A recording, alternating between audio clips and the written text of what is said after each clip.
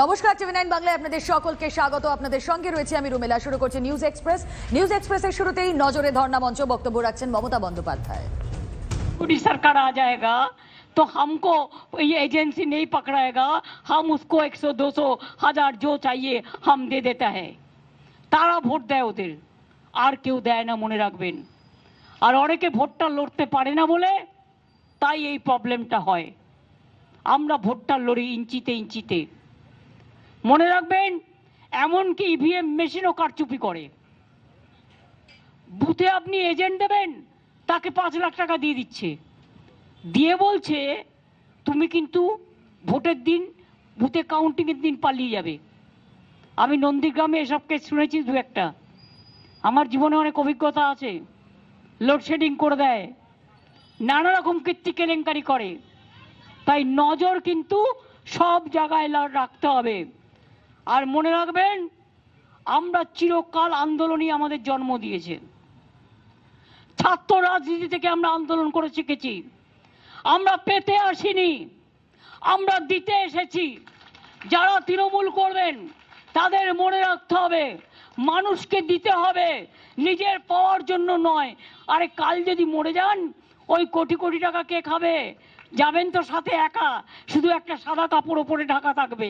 কে খাবে? মণি খাবেন না মুক্ত খাবেন? হিরে খাবেন না কি খাবেন? দুটো ডাল ভাত, ডাল ভাতের জায়গায় দুটো মাছ ভাত খান, মাংস ভাত খান। একটা গাড়ি থাক কারো আপত্তি নেই, একটা টিভি থাক কারো আপত্তি নেই, একটা ওয়াশিং মেশিন থাক কারো আপত্তি নেই, কিন্তু তার বেশি যে করেছে সেই মরেছে। মনে রাখবেন, ঈশ্বরের মার চিরকালের বার।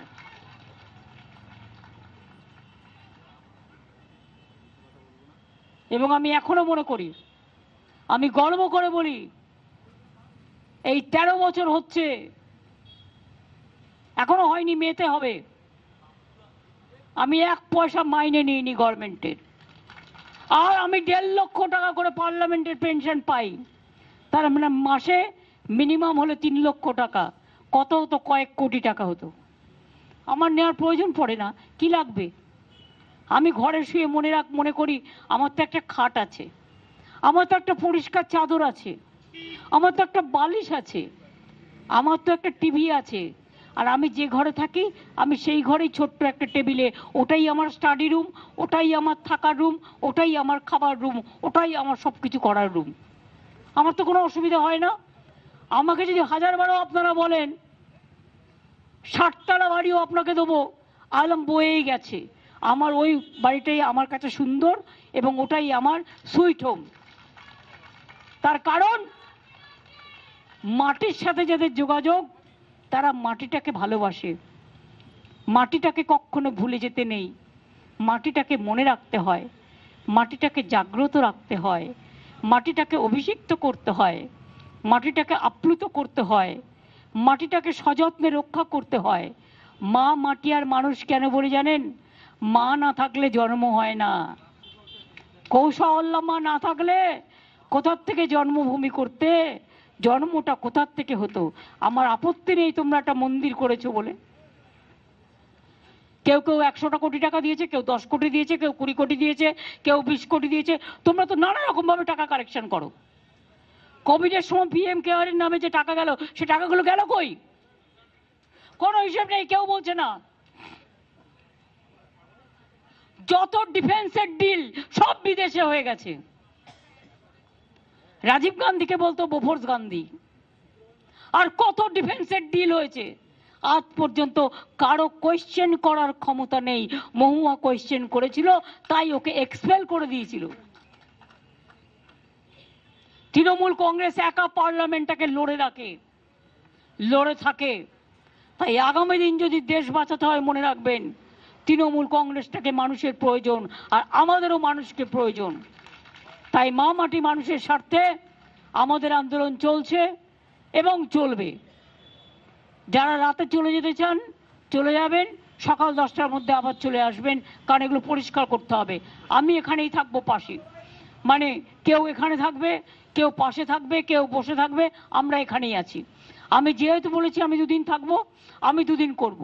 আমি 2 দিন করার পর, অরূপ কাগজটা কোথায়? আমি দুদিন করার পর আমাকে একদিনের জন্য দিল্লি যেতে হবে, রাজনীতির জন্য নয়। ওয়ান নেশন ওয়ান ইলেকশনের ব্যাপারে ওরা নাকি একটা এক্সপার্টস কমিটি করেছে, তারা আমাকে আমার ওপিনিয়ন জানাতে ডেকেছেন। তাই আমি 5 তারিখে সন্ধ্যায় যাব, 6 তারিখে বেলা 2টোয় মিটিং করব, করে আমি সন্ধ্যায় ফিরে চলে আসব, কারণ 8 তারিখে আমার বাজেট আছে। কাজেই প্রোগ্রাম আমি দিয়ে গেলাম অলরেডি কদিনের। পরীক্ষার সময় আমি সবাইকে বলবো আমরা বক্স মাইক বাজাচ্ছি, তাও 1টার পর, 1টার আগে কোনো বক্স মাইকও বাজবে না। যদিও এখানে কোনো স্কুল নেই, কিচ্ছু নেই, এটা রেস্ট্রিকশনের মধ্যে পড়ে না। তা সত্ত্বেও আজকাল আমি থাকলাম, পরশু থেকে দায়িত্ব নেবে 4 ফেব্রুয়ারি করবে তৃণমূল যুব কংগ্রেস। তৃণমূল যুব কংগ্রেসকে খবরটা জানিয়ে দেওয়া হোক। বক্সিদাকে আমি বলবো, অরূপকেও বলবো, ববিকেও বলবো, শাওনীদের সবাইকে বলে দাও। 5ই ফেব্রুয়ারি তৃণমূল ছাত্র পরিষদ করবে। আমি ওখানে দেখতে পাচ্ছি দিবাংশুরও দাঁড়িয়ে আছে। ছাত্র পরিষদ যারা আছো 5 তারিখে তোমরা করবে। 6ই ফেব্রুয়ারি তৃণমূল মহিলা কংগ্রেস করবে। 7ই ফেব্রুয়ারি আমাদের তৃণমূল ট্রেড ইউনিয়ন এবং ফেডারেশন করবে। এটা মানুষ ভূঁইয়ার উপর দায়িত্ব থাকবে এবং ঋতব্রত ও দোলা সবাইকে নিয়ে করবেন। 8ই ফেব্রুয়ারি তৃণমূল সংখ্যালঘু সেল এবং SC ST OBC সেল করবে। আমি মোশাররফ থেকে শুরু করে আমি আমার SC ST যারা আছেন বন্ধুরা, আমি জয়প্রকাশকেও বলবো, বক্সিদাকেও বলবো, SC ST সেলের যারা আছেন, বীরবাহা হাসদাও এটার প্রেসিডেন্ট আছে ST সেলের, SC সেলেরও যারা আছেন, সুনীল মণ্ডলরা আছেন, সবাই মিলে, এবং OBC সেল, তারা মিলে করবেন 8ই ফেব্রুয়ারি। আমরা সেদিন MLA-রা হাউসে থাকবো, বাজেট হবে, বাজেট হয়ে যাওয়ার পরে আপনারা ফিরে আসতে পারেন। 9ই ফেব্রুয়ারি দক্ষিণ 24 পরগনা করবে। আমি জেলা সভাপতি শুভাশিস চক্রবর্তীকে দেখতে পাচ্ছি এবং বক্সিদের হাতে আমি লিস্টটা তুলে দেবো বলবার জন্য। 10ই ফেব্রুয়ারি শনিবার উত্তর 24 পরগনা জেলা করবে। পার্থ, আমি তোমায় দেখেছি, তুমি এসছো, তোমরা অনেকেই এসছো, সুতরাং এটা বলে দেবে। নির্মল ঘোষ আছে জেলার চেয়ারম্যান। 10ই ফেব্রুয়ারি, 11ই ফেব্রুয়ারি হাওড়া, কিন্তু MLA-রা অ্যাসেম্বলি চলাকালীন পার্লামেন্টে থাকবেন, অন্যান্যরা বসে থাকবেন, অ্যাসেম্বলি হয়ে যাওয়ার পরে আসবেন। তাহলে 10ই ফেব্রুয়ারি হচ্ছে উত্তর 24 পরগনা। 11ই ফেব্রুয়ারি রবিবার হচ্ছে হাওড়া। পুলক আছে, রাজীবরা আছে, আমার ওখানে সুকান্তরা সকলেই আছে, ডাক্তারবাবু আছেন, সকলে মিলে দেখে নেবেন। 12ই ফেব্রুয়ারি সোমবার হুগলি। অসীমা থেকে শুরু করে এরা অনেকেই আছে, সবাইকে বলে দিলাম। 13ই ফেব্রুয়ারি মঙ্গলবার বর্ধমান পূর্ব ও পশ্চিম। আমি অরূপকে বলে দিলাম, মলয়কেও বলে দিলাম, সবাই মিলে করবে। তারপরেও আমরা কন্টিনিউ করব। 14ই ফেব্রুয়ারি, আমি 14ই ফেব্রুয়ারি পর্যন্ত দিয়ে যাচ্ছি। মেদিনীপুর করবে 14ই ফেব্রুয়ারি, মেদিনীপুর পূর্ব এবং পশ্চিম। দিনের ও সরস্বতী পুজো আছে, 14-15 হবে না, কারণ সরস্বতী পুজো আছে। তাই 13 তারিখ পর্যন্ত আমাদের ধর্নার কর্মসূচি আমরা জানিয়ে গেলাম। পরবর্তী পর্যায়ে জেলায় জেলায়, বুথে বুথে আমরা আবার আমাদের প্রোগ্রাম ডিক্লেয়ার করব। আমি এটুকু বলে, শত্রুঘ্নজিকে বিশেষ করে অনেকক্ষণ তিনি বসে আছেন, তিনি যাবেন। আর তাছাড়া আমাকেও বাজেট সামনে, আপনারা জানেন আমাদের 8 তারিখে বাজেট আছে। আমারও মিটিংও করতে হচ্ছে, আবার প্রোগ্রামও করতে হচ্ছে, গিয়ে গিয়ে কাজও করে আসতে হচ্ছে। সুতরাং আমার কিছু গুরুত্বপূর্ণ মিটিং আছে, তাই আমি একটু পেছনে মিটিং করব। এই সময়টা আমি ববি অরূপকে বলবো এই মিটিংটা চালিয়ে নেওয়ার জন্য।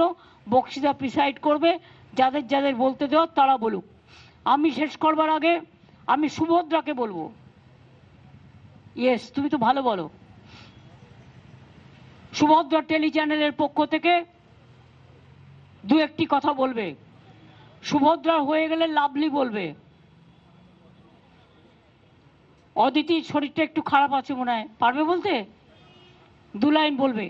আমি 3টে নাম অ্যানাউন্স করে দিয়ে গেলাম। সুভদ্রা, লাভলি, অদিতি। জুন মিদনাপুরে গেছে, আমাকে বলে গেছে। আর নয়না। এই 4 জন বলবে, তারপরে আমি এসে আবারটা করব।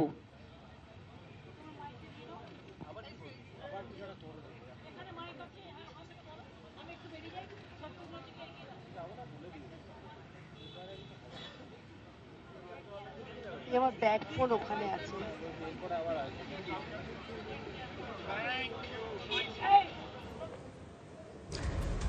নিউজ এক্সপ্রেসে এবার ডিটেল খবরের দিকে নজর রাখবো। আপনাদের সঙ্গে রয়েছে আমি রুমেলা। ক্যাগের রিপোর্ট নিয়ে প্রধানমন্ত্রীকে চিঠি মুখ্যমন্ত্রী। মমতার দাবি সব হিসেব দেওয়া হয়েছে। নাম না করে বিজেপিকে তোপ দেখে মমতার অভিযোগ ওরা বড় মিথ্যেবাদী। 2003-এর ঘটনা নিয়ে কেন অভিষেককে চিঠি দেওয়া হয়েছে তা নিয়ে প্রশ্ন তোলেন মমতা। ক্যাগ যে কথাটাই জানে না সেটাই লিখেছে। কোনোদিন এটা হয়নি বলছে 2003 সাল থেকে। আর 2003 সালে থোড়াই আমরা ছিলাম। 2003-এর দায়িত্ব আমি নেব। 2011 পরে আমরা যখন এসেছি তখনকার দায়িত্ব নেব। তা সত্ত্বেও বলি প্রত্যেকটা ইউটিলাইজেশন সার্টিফিকেট গেছে। টোটাল মিথ্যে কথা, টোটাল গ্রেট লায়ার। সত্য কখনো চাপা থাকে না। আমি যখন রিটিন একটা চিঠি দিচ্ছি, ক্রস চেক করেই তো দিচ্ছি। সব ইনস্টিটিউশনগুলোকে করে দিয়েছে একেবারে পার্টি অফিস, সব এজেন্সি পার্টি অফিস। আপনি বুঝুন, 2003-এর হিসেব চাইছে আমার কাছে। তখন তৃণমূলের বেবিটা জন্মায়নি, তখন বেচারার বয়স ছিল মাত্র 5 বছর। অভিষেককে একটা লেটার পাঠিয়েছে এজেন্সি, তখন অভিষেক জন্মায়নি। দারুণ, ফাটাফাটি, সুপার কেস। বাজেট নিয়ে কেন্দ্রকে চড়া সুরে আক্রমণ মমতা বন্দ্যোপাধ্যায়ের। ধর্ণা মঞ্চ থেকে তৃণমূল নেত্রীর হুঁশিয়ারি, এটাই বিজেপির অন্তিম বাজেট। মমতার অভিযোগ, এই মধ্যবিত্তের বাজেট নয়, কৃষক গরিবদের জন্য কিছুই তো নেই। এই বাজেটটা only the pain to the poor people। গরিব লোকেদের জন্য একটা পয়সা খরচ করেনি। চাষিদের জন্য কিচ্ছু নেই। ওরা নাকি সব করবে আফটার 25 বছর, আফটার 50 বছর, আফটার 100 বছর।